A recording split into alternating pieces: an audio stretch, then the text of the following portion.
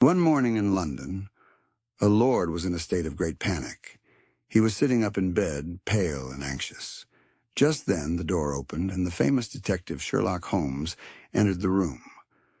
The moment he saw him, the lord began to speak in a flustered tone. "Sir, thank you for coming. I am ruined.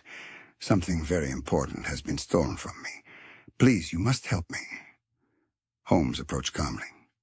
"Do not worry, my lord. What has been stolen? Your family treasure?" The lord shook his head. "No. Something even more important? My skeleton has been stolen." Holmes raised his eyebrows slightly.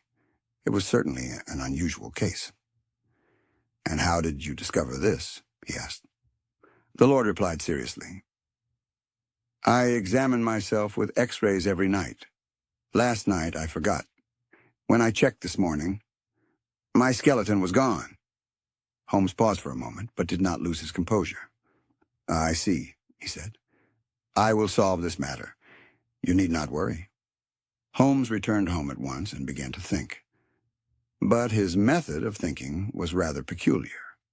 In order to concentrate better, he hung himself upside down. His assistant, Tilmes, asked in astonishment, "Sir, why are you doing that?" Holmes replied, "So that the blood rushes to my head, I can think more clearly." After a while, his eyes lit up. "I have it. The skeleton has not been stolen." Tilmes was confused. "What do you mean?" Holmes began to explain. "No one would steal a man's skeleton. It has no value. But tell me this. Does the Lord sleep with his mouth open? And does he shiver from the cold at night?" Tilmes immediately went to the Lord's house to investigate. Shortly after, he returned, out of breath. "Yes, sir.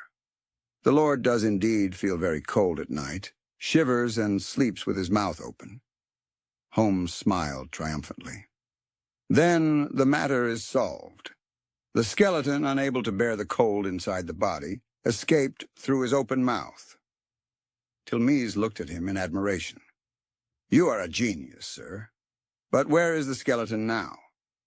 Holmes answered confidently, "Most likely behind a stove.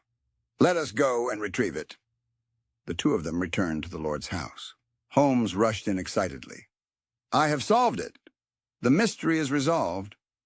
But the Lord appeared calm. "I have solved it as well," he said. Holmes was taken aback. "What do you mean?" The Lord yawned and began to explain. "Last night, I came home drunk and fell asleep without closing the curtains. This morning, still half asleep, I took an X-ray without realizing it was daylight.